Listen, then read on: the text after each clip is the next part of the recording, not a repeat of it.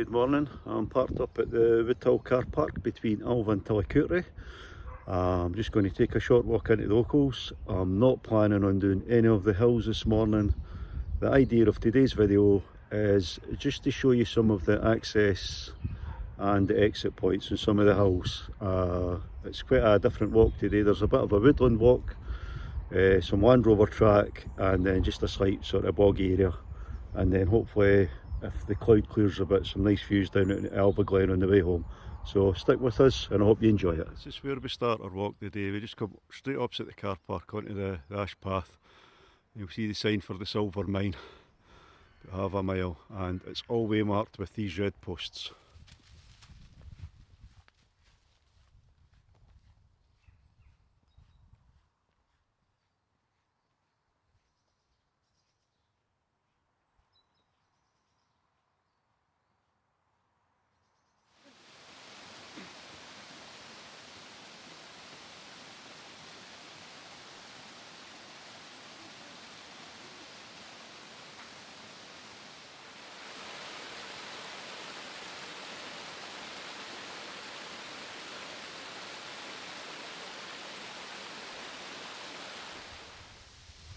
We've now made our way along to Silver Glen, and back in the day the richest deposit of native silver ore ever found in the British Isles was excavated from here, and it was round about the time of the Jacobite Rising in 1715, and Sir John Erskine, he owned the land and the mine and whatever round about here. He actually asked his wife to look after the mine while he went away to join the Jacobites, and most of the silver was buried underneath Alva House.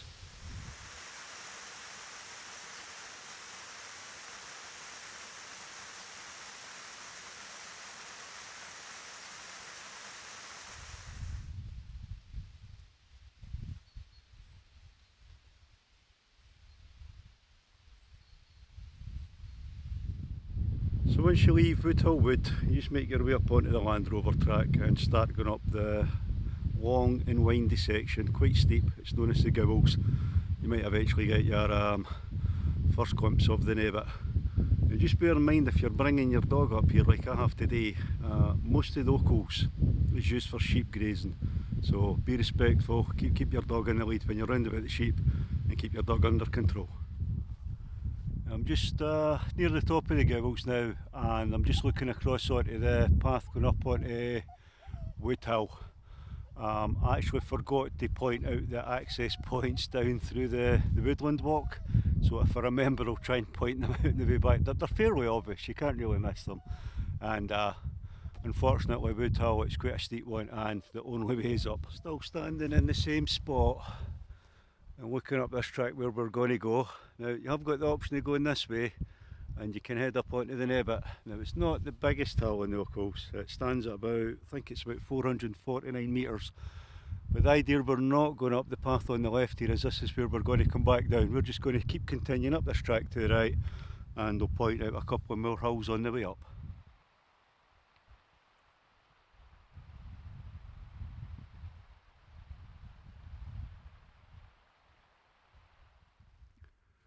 Just stopping at this little junction here, this set of gates, just going to catch my breath for a minute.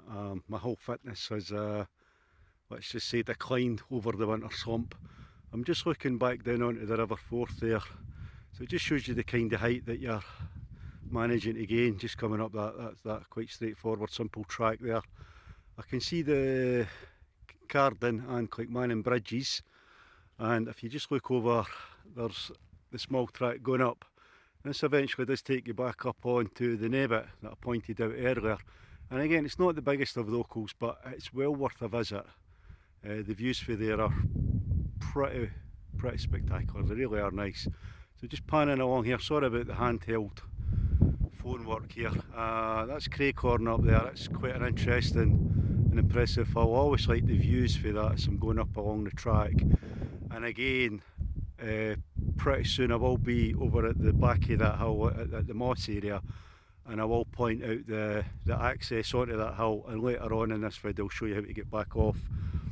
And just panning around again, this small grass track here, It's pretty steep in sections. I just break it up into bits. I just do a section and then sort of stop and take a sip of water, take in the views, take a photograph, whatever.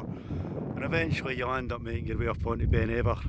And from Ben Ever you can go into Ben Buck, and again the largest of the locals, Ben Clook, which, just going with what I can see on the horizon, looks quite claggy at the moment. I don't think there'll be much views up there. Just stopped at this wee waterfall section here. I'm going to layer up. I thought Craighorn would have cut most of the wind out, shielded me, but unfortunately it hasn't. There's a cold wind blowing right up the glen. Because it's so cloudy as well, the temperature's just plummeted, so I'm going to get another layer on. I've got a wee windproof smock on. It's a nice wee waterfall this. It's actually a nice wee park just to stop. It's quite sheltered in here just now. Take a break, you know, stop, have a drink, whatever, have a wee snack. The interesting thing is that the burn actually runs right down and comes up, it runs down between the Land Rover track and Craighorn. And as I go down the Land Rover track at the other side of Craighorn, on the Alva Glen side, it's a much bigger waterfall than the burn, you know, all the streams and everything run into it, so it's quite nice to see. So I'm going to stop waffling on here, as I appear to be doing. I'm going to layer up and I'm going to crack on.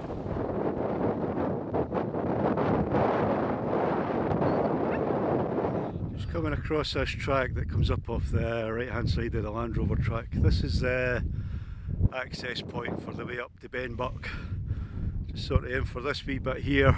You sweep round the left hand side of that and then it's a pretty straightforward path. For there you can follow the fence line right along, and Ben Clook up over yonder. You can't see the top of it just now, but the fence line's up there. But we're just coming right round this way. We're just following this bit of track up and heading up yonder direction. We're going to look for a fence and aim for the gate. That's where we're aiming for. So just quickly here, for this section of the walk, I'm just going to keep this fence on my left hand side, keep following it along, and I'm going to cross over the gate, and I'll eventually come on to an area, I think it's called the Coves, it's known as the Coves, and from there I just make my way down hill, I can see the Land Rover track, and I make my way back along that side, on towards the Alva Glen side.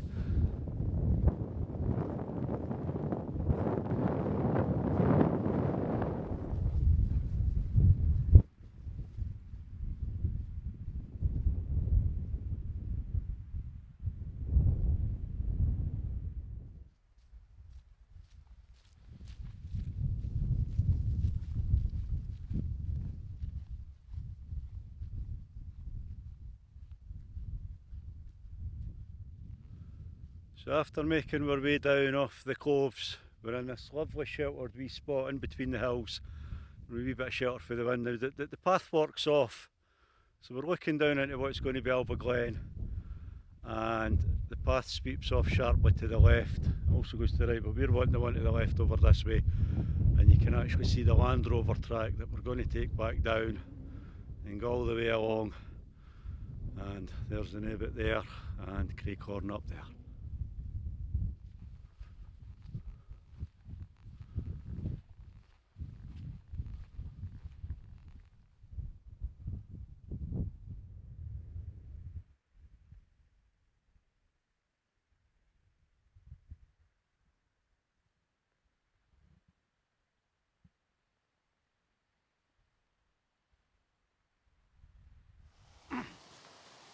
Just stopped to catch your breath here at the small burn.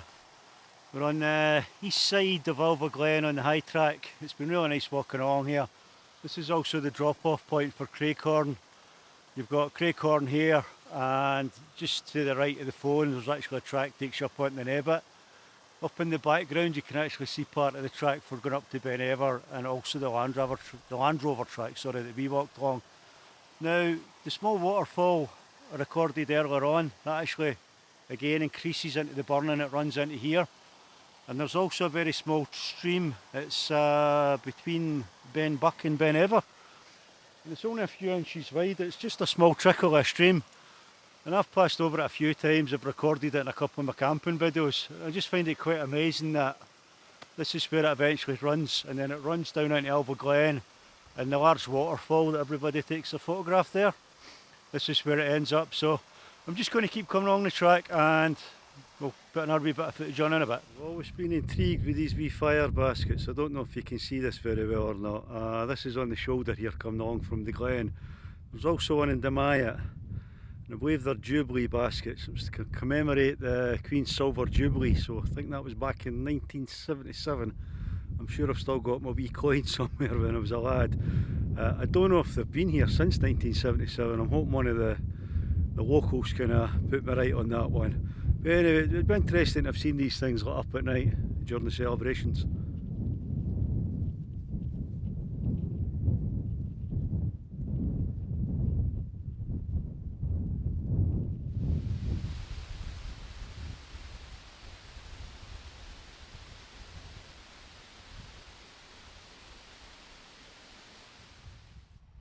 We've made our way back down the same track we came up. That's us now back at the Woodhill car park. Hope you've enjoyed watching this video. This is Flynn, my name's Sean, this has been a Wellbeing Walk. Bye now.